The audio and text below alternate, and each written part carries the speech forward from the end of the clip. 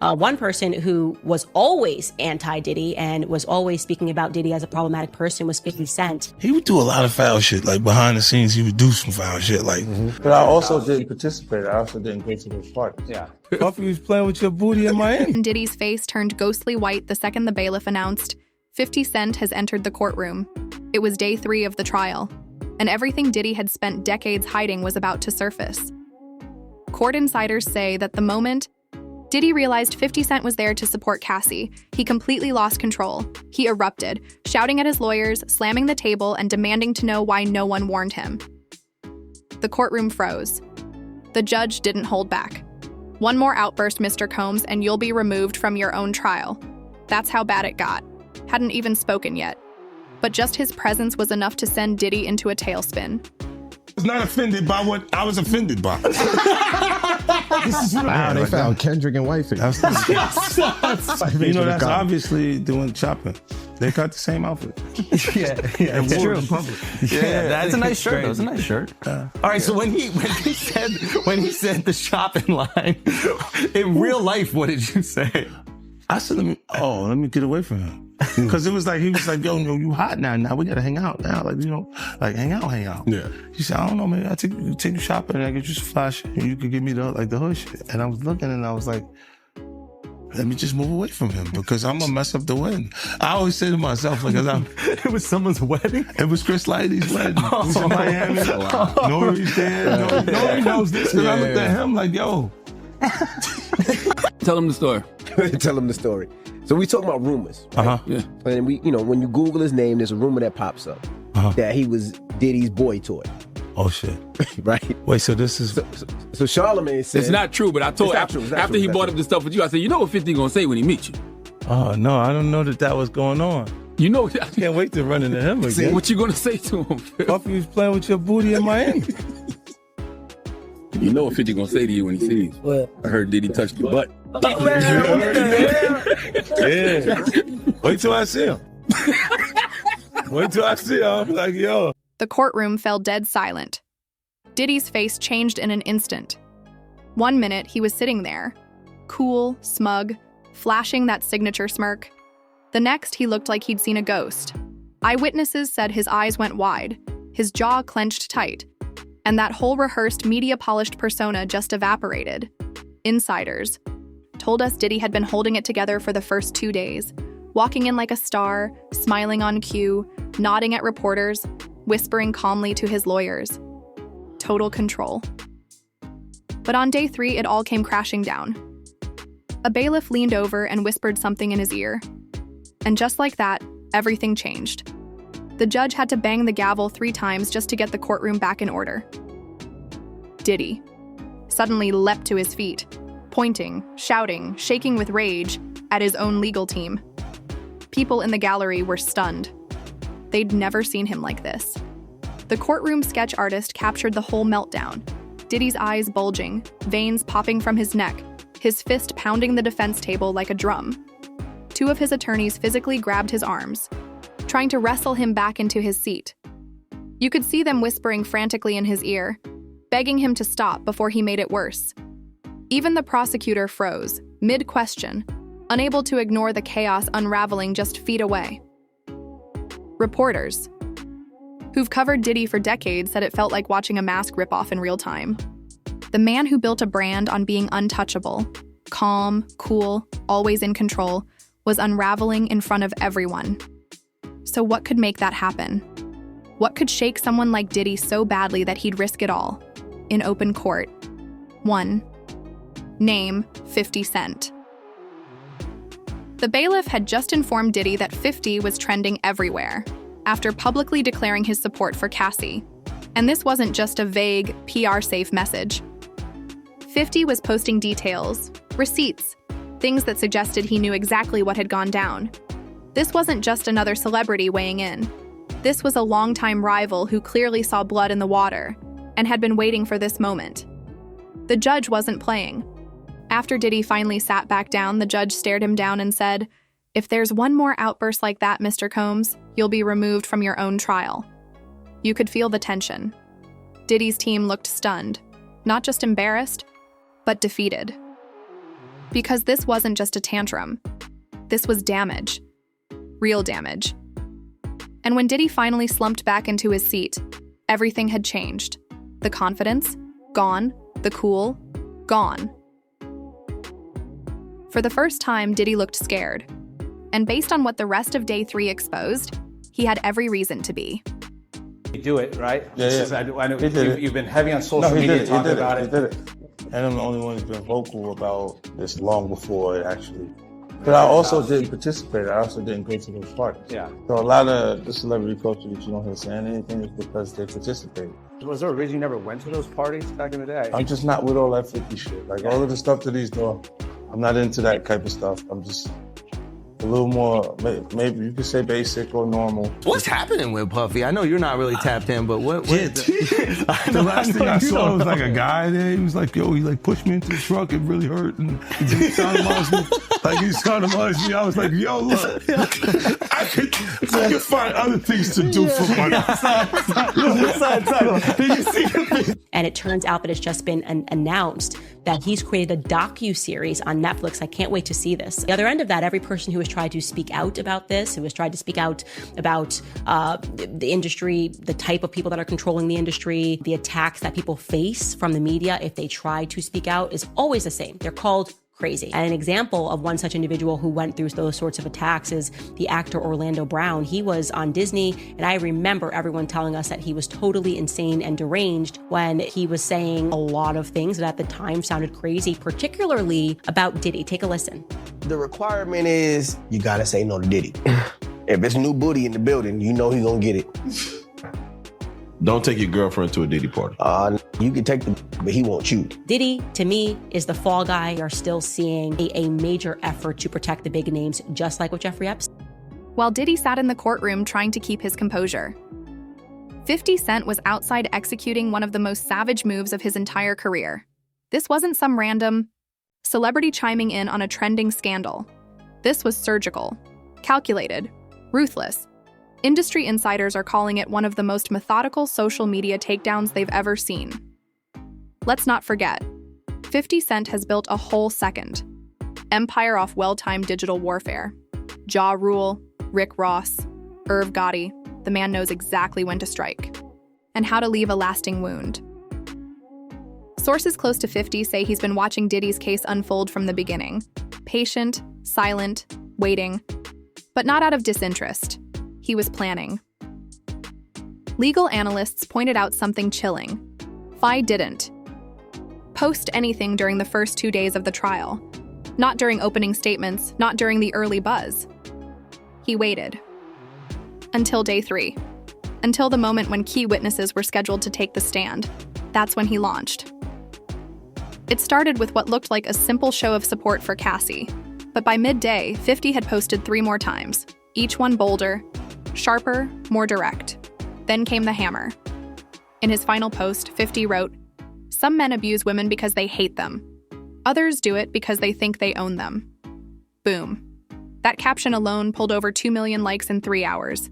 But he didn't stop there. He dropped photos.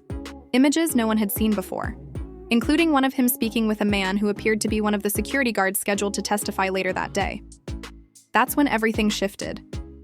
The speculation exploded. Did 50 have inside access? Was he in contact with witnesses? Was he feeding intel to Cassie's legal team? Within minutes, every major outlet, TMZ, the Shade Room Complex, blasted 50's posts across their platforms.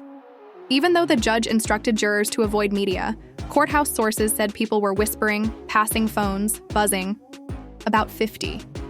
But it wasn't just the reach. It was who it came from. Isn't just a rapper, he's an executive, a veteran, a man who's walked the same industry halls as Diddy for decades. When he speaks on behind-the-scenes behavior, people listen because he's seen it, lived it, and the timing, flawless. 50's final post dropped exactly 30 minutes before the most damaging witness testimony of the day. Then he dropped the line that reportedly broke Diddy. "I believe Cassie, always have." The truth is finally coming out about what happened that night. That wasn't vague. That wasn't speculation. That was 50 Cent with credibility and history, telling the world he knew and believed. what Cassie was saying. Before Diddy's team could even respond, one top PR strategist put it plainly. With those 9 words, 50 Cent just became the most powerful witness in a case he's not even testifying in. And from that moment on, Diddy knew he was losing the narrative, not just in court, but in the court of public opinion. Like all these years, you've been the only one calling this out. No, I look like I've been the crazy guy for a long time. They said you're a hater. They said you're crazy. You do this, yeah. And now everybody's complaining. My ass is hurting. There's all this shit that's coming. 50, you can't make jokes about it. No. The internet might come for you, bro. All I'm saying it might come from you see it now. All of these complaints. People were damned. They were and pillaged. This was what was going on, right? And what do I get for I went through years of a hater. You're a hater. You want this and that. I'm just watching. Like I look at things and go, when you see the new lawsuit coming with Jay, the part with Jay, I go, oh shoot, like. Then I think about it, I go, that had to be there. So when I was saying that he was missing, he just wasn't actively being out there because they was dealing with that. Wait, do you think there's truth to the Jay thing? There's no way. Like that. Look, like if you say, I have this thing where I'm conflicted when it takes you 20 years to remember something that happened to you. Yeah. Okay. I don't know. I go also 10 years, 20 years later, that comes back. And it's like all of Puff's problems are coming from the ministers touching little boys. What you mean? The laws are the way they are because because of the priests. The priests touching little boys. Day 3 of Diddy's trial wasn't just intense, it was historic. Veteran courtroom reporters were texting their editors mid-session, saying they'd never witnessed anything like it. One reporter, with over 2 decades of experience, covering celebrity trials, said her jaw dropped 3 separate times in the afternoon alone. Cassie's legal team had been playing chess, not checkers. They deliberately saved their most explosive witnesses for day 3, a tactical ambush that caught Diddy's entire legal team flat-footed, and it worked. After lunch, the courtroom shifted. Enter Marcus Thompson, not just another bodyguard, a former member of Diddy's personal security team for 7 years, present for multiple incidents between Diddy and Cassie. As he took the stand, everything changed. He didn't flinch. He looked directly at the jury, calling out dates, locations, and details that made his testimony impossible to dismiss. But then came the moment that set the room on fire. He pulled out a small black notebook. Thompson told the court it was his personal logbook, one he'd kept for years, recording what he witnessed in real time. Detailed entries, time-stamped, incident-specific. The prosecution entered it into evidence and began reading. The effect? Immediate. The logs directly contradicted Diddy's sworn testimony from the previous day, especially claims about never being alone with Cassie on certain dates. Then the prosecution dropped the bombshell, surveillance footage.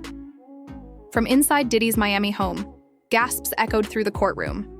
Diddy's lead attorney leapt to his feet, shouting objections, claiming the footage was a discovery violation.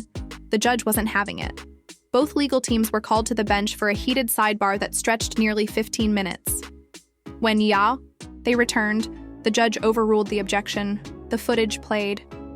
While the public couldn't see the screens, the reactions said everything. Jurors scribbling notes. One juror covered her mouth in shock. A few in the gallery shifted uncomfortably, even some wearing Team Diddy shirts. One of them got up and left mid-testimony. But Marcus Thompson wasn't done. He testified for another full hour, describing incidents in such raw, vivid detail that even Diddy's defense team looked shaken, flipping through binders, whispering frantically, trying to regain control.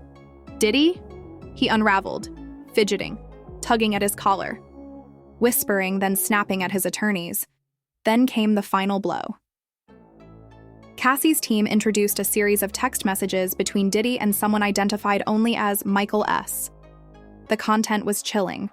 One message read, "We need to remind her what she signed and what we know. This needs to disappear."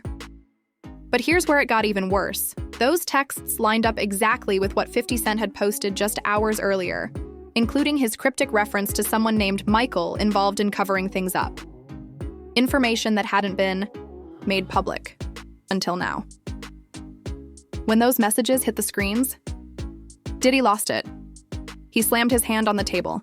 His lawyers physically restrained him as he lunged forward, yelling. The judge immediately called for a recess, but it was already too late.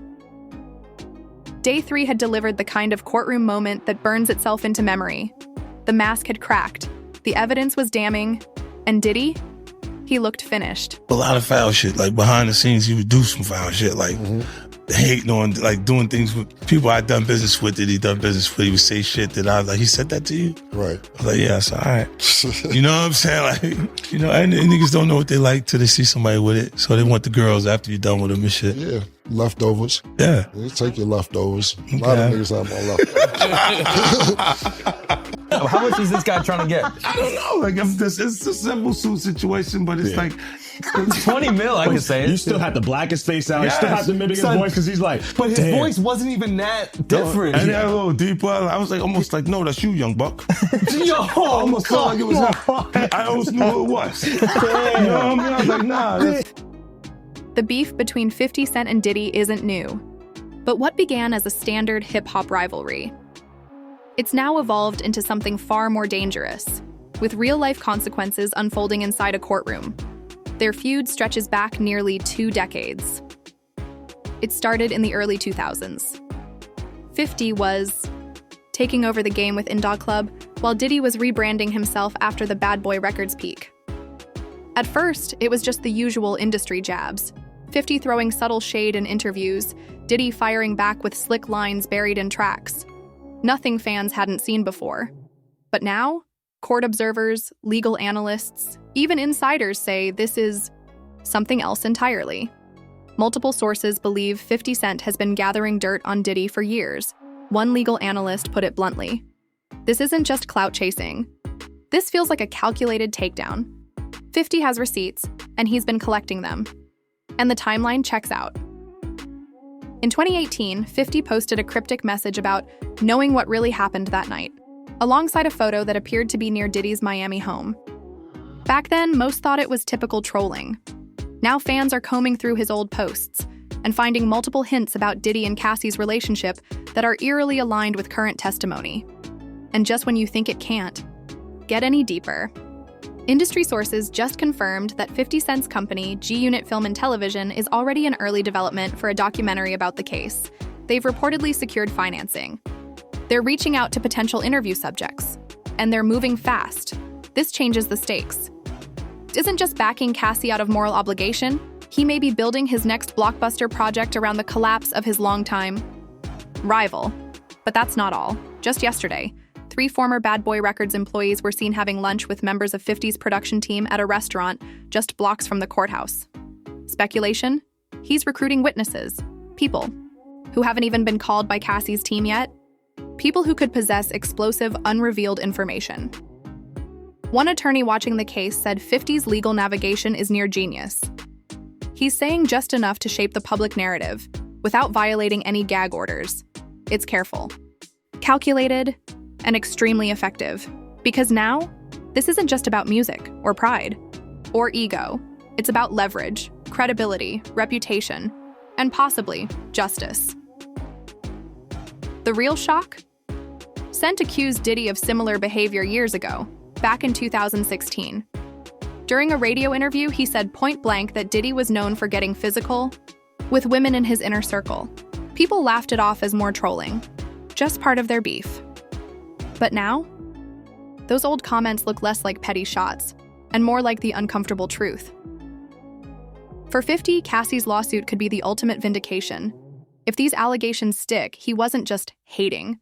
He was sounding an alarm nobody wanted to hear. And that's a win that goes far beyond charts or likes. That's the kind of win that rewrites history. You heard what he just said, right? He's like, yo, certain things they let it go by because it's puff. Like they would look, like he would say stuff, and it's like he wasn't like in the closet, he was like in the hallway. Now you see so much shit that you go, wait. No, this was visible. He was in the hallway. We saw the video. We saw that video. It comes out later. You're like, that's not the closet. That's the hallway. He didn't give a fuck. Like, you could tell that he was already. Nah, New York is dope. Because when Fab, he was like, yo, Fab, we ain't party. Fab was like, nah, we partying tonight. He's like, no, like, but he didn't party. Yeah. And I'm like, yo, they let that one go? Like, I had to say something about it later because I was like, oh, it was fair. When day 3 finally ended, chaos erupted outside the courtroom. Diddy's legal team looked like they'd just survived a hurricane. Lead attorney James Crowley's tie was half undone. He was pacing the hallway, phone pressed to his ear, his face flushed red with urgency. 3 junior lawyers were slumped on a bench nearby, surrounded by documents, frantically highlighting, and whispering over strategy like med students cramming for a life or death exam. This wasn't just a bad day. This was a total collapse, unfolding in real time. Court reporters nearby overheard snippets of a tense emergency meeting. One quote stood out, "We need to address this now before more damage is done." Legal experts agree. Diddy's defense, strategy imploded today. Entertainment attorney Melissa Chen summed it up. They came in with a plan to portray Diddy as calm, composed, and innocent. That plan blew up the second he lost control in front of the jury. Now they're scrambling to salvage a narrative that's slipping away. The biggest issue? Testimony directly contradicted Diddy's own public statements. And then, he exploded in front of the judge and jury. Temper issues Cassie had long described were now on full display. And then came the next misstep. At 5:30 p.m., Diddy's PR team dropped a statement, and it only made things worse. 3 panicked paragraphs attacking the day's testimony as fabricated stories from disgruntled ex-employees and accusing 50 Cent of exploiting the situation. Media analysts shredded it. One PR expert said it read like it was written in a panic. It didn't address a single piece of actual evidence. Behind the scenes, it's worse. A source inside Diddy's camp confirmed they're scrapping the original strategy, the one that painted Cassie as unstable and money-hungry. After today's bombshells, they know that narrative will backfire, badly, and the hits kept coming. 2 scheduled defense witnesses suddenly pulled out. Sources say they were going to offer glowing character testimony. But after Diddy's meltdown and 50 Cent's viral posts, they decided they wanted no part of the circus. Diddy's team is now begging for replacements, and few want to step forward. By 11 p.m., it was clear how desperate things had become. 3 crisis managers from Beacon Strategy Group were seen entering Diddy's law offices, carrying laptops and overnight bags. They weren't there for a meeting. They were there to camp out and try to contain a wildfire. Then, just before midnight, the emergency plan dropped. Diddy's legal team filed 2 frantic motions. 1, to exclude any mention of 50 Cent's public statements. 2, to request a gag order to stop 50 from commenting further. Legal analysts were stunned. Former prosecutor Sarah Williams called the filings a clear sign of panic. Filing them so publicly only draws more attention to what they're trying to hide. The judge is unlikely to grant either motion. Instead, Diddy's team just triggered another news cycle, focused squarely on 50 Cent's involvement. Day 3 was supposed to be just another phase in a long trial. Instead, legal commentators are calling it a landmark moment, one that could shift how the entire music industry confronts abuse allegations. Jeffrey Martinez, a trial analyst with 15 years' experience, said, "I've never seen a case flip this dramatically in a single day. It's out of control now, even for the best PR teams or lawyers. And here's why. First, that security guard testimony with detailed logs blew the lid off the timeline. Then, 50 Cent unleashed. Perfectly timed social posts,